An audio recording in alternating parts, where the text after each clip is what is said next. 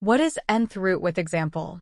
The nth root of a number is a value that, when raised to the power of n, gives the original number. If a is a number and n is a positive integer, the nth root of a is a number x such that x raised to the power of n equals a. Example: the second root, or square root, of 9 is 3, because 3 to the power of 2 is equal to 9. The third root, or cube root, of 27 is 3, because 3 to the power of 3 is equal to 27. The fourth root of 16 is 2, because 2 to the power of 4 is equal to 16.